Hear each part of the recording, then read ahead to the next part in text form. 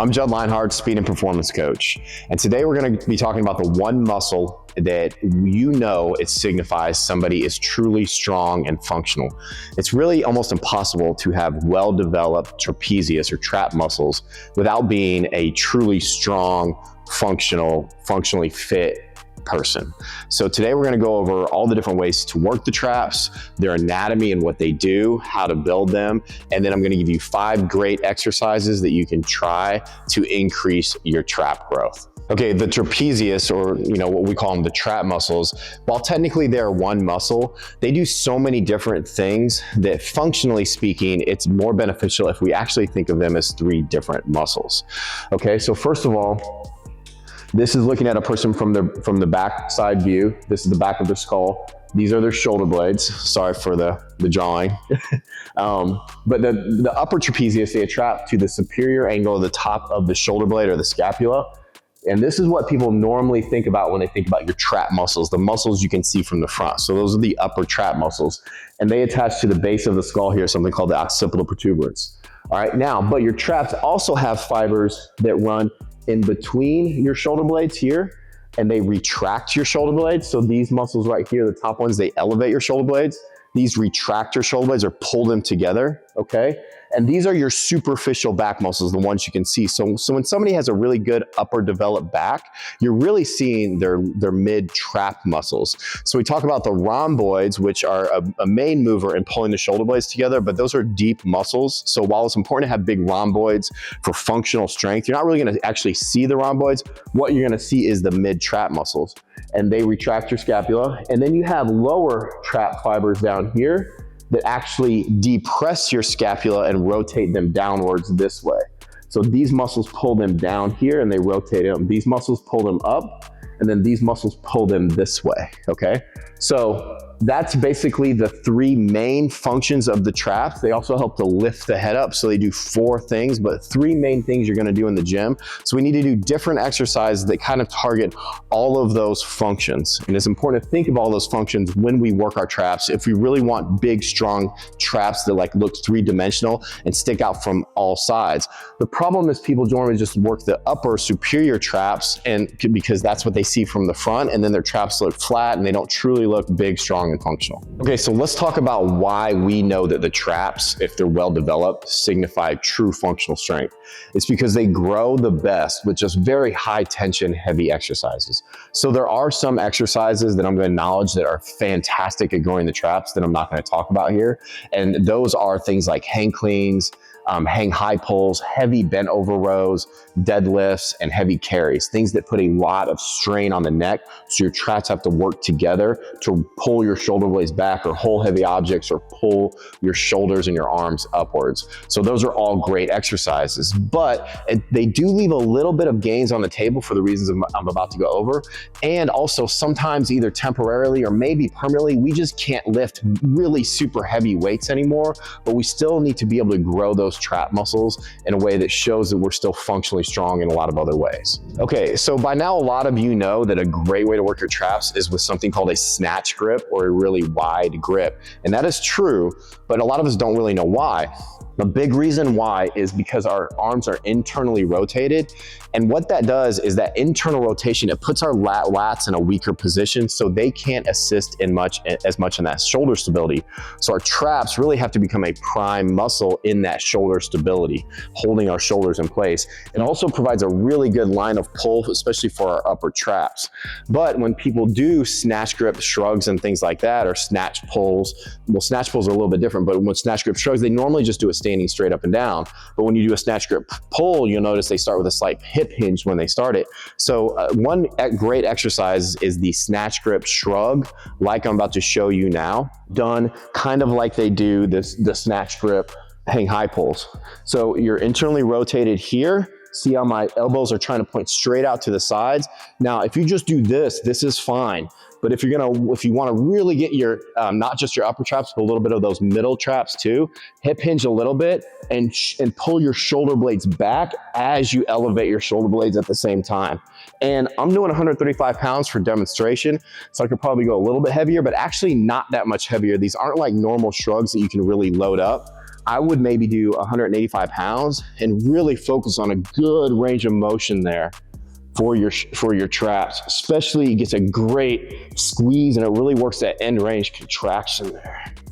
And then when I bend over a little bit like that, instead of just feeling it here, I kind of feel it right back there. That part of the trap that really shows up when you're wearing a t-shirt, it makes that indentation in the back.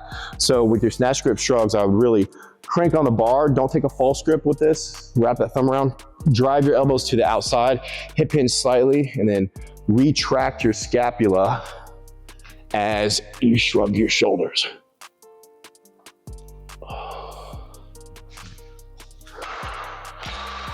So a lot of these exercises, you're gonna find them in my app, my fitness app. I always include at least one exercise in an upper body day or a full body day that focuses mainly on the traps. I'm working them in unique ways. I have this exercise in there. I also have a snatch grip deficit deadlift, and both those are great movements for developing your upper traps. Okay, traps in a lot of senses are like every other muscle in the body. They grow great with high load, or as some people like to say, high levels of mechanical tension. But also like other muscles, they grow great with a good stretch. And like some other muscles, that stretch is limited with bilateral movements, or movements where we do both sides at the same time, because the distance that our traps can both protract and depress are limited when we do both sides at once. And also the amount of internal rotation we can get is limited when we do both sides at once. So sometimes it's good to incorporate unilateral movements with your trap exercises, which I do a lot of in my app. And this allows for a great stretch and range of motion, especially when you combine those in programs that use a lot of like heavy loading, like heavy deadlifts and stuff. This adds a stimulus a little bit different than what you normally get from just the common trap exercises. So I could equate it to similar to like when you do squats, you get a great glute stretch, but then if you add hip thrusts, you get a great full range of motion stimulus there too. These exercises add a lot to that great stretch. So this is a staggered stance, single arm dumbbell high pull. So what you're gonna do here, you're gonna take this and it's contralateral cross pattern. So your opposite leg is gonna be forward. And when you're at the bottom here, your thumb is gonna be facing towards the rear. So when you try this out, just first start here and you'll feel your trap relax as that shoulder blade retracts a little bit. Now, if you let this thumb internally rotate, you'll feel a lot of tension develop in your mid and upper traps there. All right, so now, since we're loaded here, we're gonna drive forward with the hips, start with a shrug, drive the elbow up in a curvilinear pattern, and then pull it back to you at the top, like this.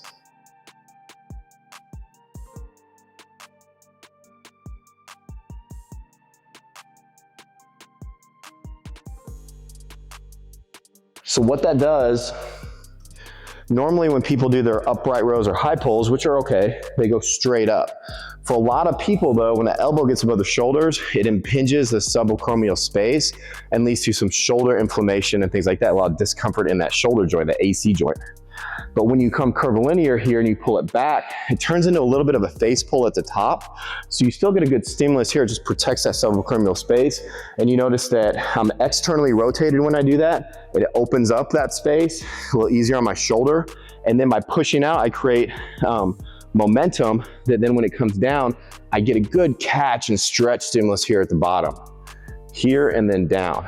And that unilateral movement will really let me protract my shoulder blades a little bit more. I love this exercise. It's in a lot of my programs in my app. If you're interested in learning more about how to combine these exercises into a comprehensive training program, I do have a training app that's 52 weeks in length.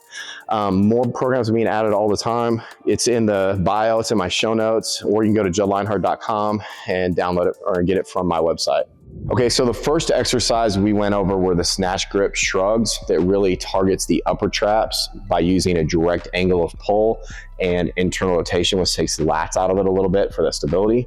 The second exercise we went over was that staggered stance, single arm dumbbell high pull, which allows for a really good stretch.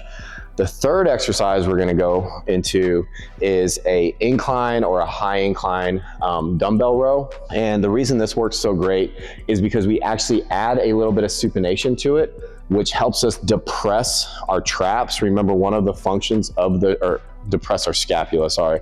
Remember, one of the functions of the trapezius is the depression of the scapula. So whenever we think about traps, we always think about the elevation piece. We actually forget that the way the traps are, the bottom fibers help to internally rotate and depress our shoulder blades as well. So that's why things like pull-ups actually do work our traps a little bit, which a lot of people don't realize.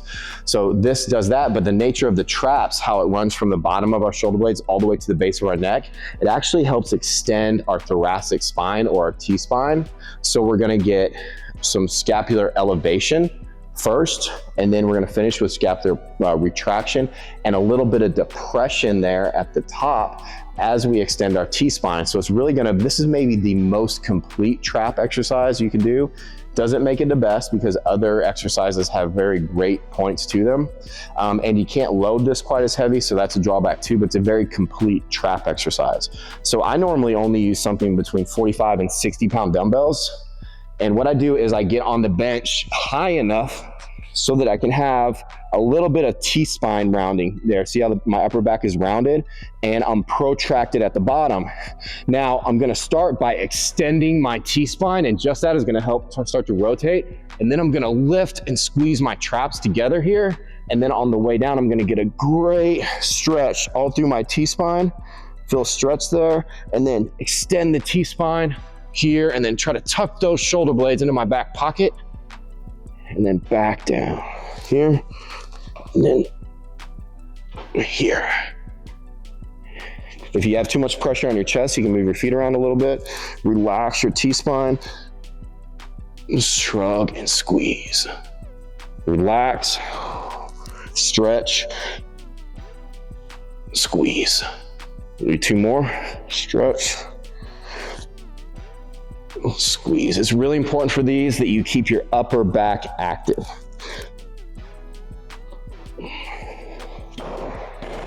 It's one of my favorite exercises.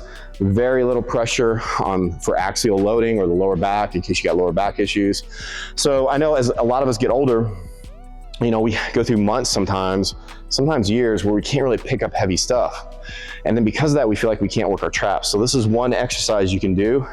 It takes a lot of loading off that lower back. You still get a great trapezius stimulus. Okay, so now we're gonna get into the 4th exercise. So far we've gone over the snatch grip shrugs, which works more upper trap to a little bit of a middle trap. We've gone over the staggered stance, single arm dumbbell high pull, which works the traps by getting a great unilateral stretch in there and internal rotation. And we've worked the high incline dumbbell shrugs or dumbbell rows, whatever you want to call them. That is a very complete trap exercise due to working so many different functions of the traps in one movement. And now we're going to go over a kneeling or a half kneeling kettlebell high pull. And kettlebells are a great way or a great tool that you can use to grow your traps, just because they're so great for the curvilinear movements that work the traps through a really full range of motion. And you can get a really fast eccentric in there, and that fast eccentric causes a great amount of acceleration. And acceleration, as we know, is part of the force equation. Force is just muscle tension, and muscle tension is what grows muscles. So you're gonna take a nice wide stance here, feet this way. And what you're gonna do is when you're at the back, you're gonna hip hinge backwards with your thumb pointed to the rear, similar to, for the reasons we went over earlier with the staggered stance, dumbbell high pull. And then you're gonna extend your hips forward, pull it back into you, and then shoot it back between your knees. So it works a lot of the same things that that dumbbell high pull did, but it's a different implement, and it works it with a greater eccentric speed. So you start here, thumb to the rear, extend your hips, drive it up. So you get a little bit of a better stretch because the kettlebell pulls between your hips than you did with the dumbbell. A lot of people are afraid they're gonna hit their nuts, and you won't if you're any kind of athlete at all. Just get your fucking nuts out of the way, I guess. So here.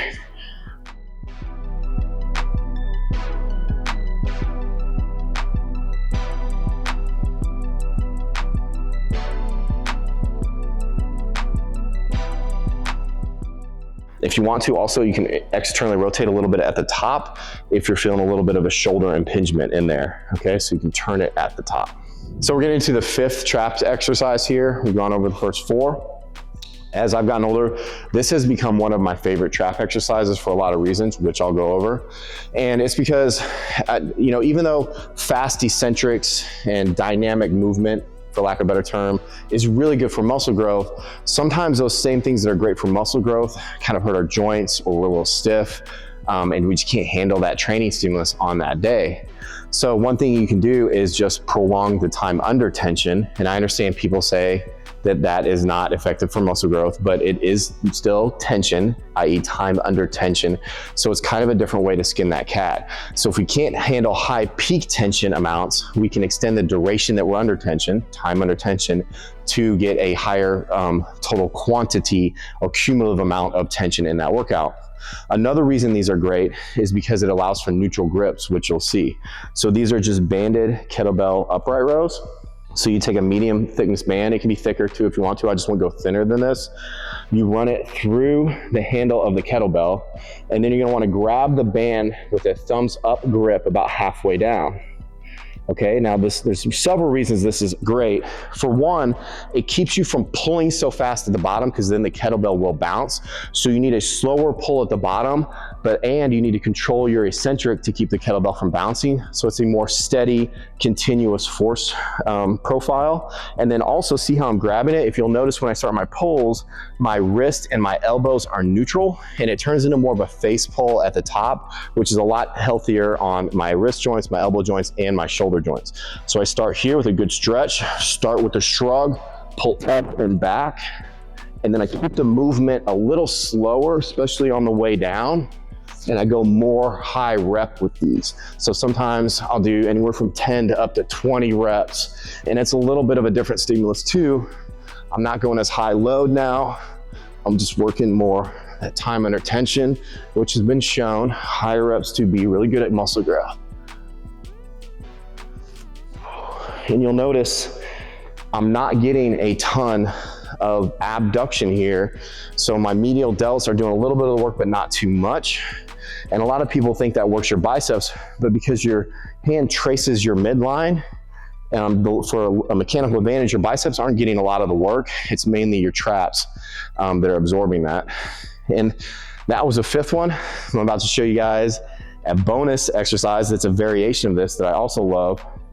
And it's the same setup here, but instead of grabbing it, what you're gonna do is you're gonna put your hands under the band like so, and then you're gonna come up like a normal high pull, hold it while you expand your shoulder blades, and then control the eccentric. So you're trying to pull your shoulder blades together.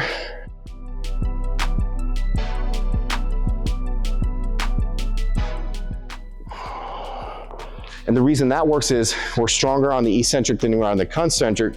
So we come up with good mechanical advantage, and then we try to hold that while we reduce our mechanical advantage to make the eccentric harder. So that's just an eccentric overload high pull. And that's all the exercises.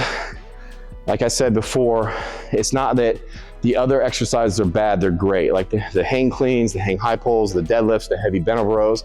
And if you can, you should include those too.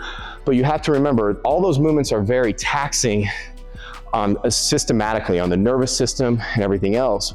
So we're a little bit limited in the volume of those that we can do, especially as we advance in training age and in years. So the right answer, if you're healthy, is to combine those really heavy traditional movements like the heavy rows and the deadlifts and the carries with a little bit of more volume, attacking the traps from different angles, and muscles respond to more volume. So it's a way we can do that without breaking ourselves down further. So if you're interested in finding out how to program all this together, check out my training app. It puts it all together for you, and you get to try for a week for free. If you don't like it, cancel it, and I guarantee you're gonna love it.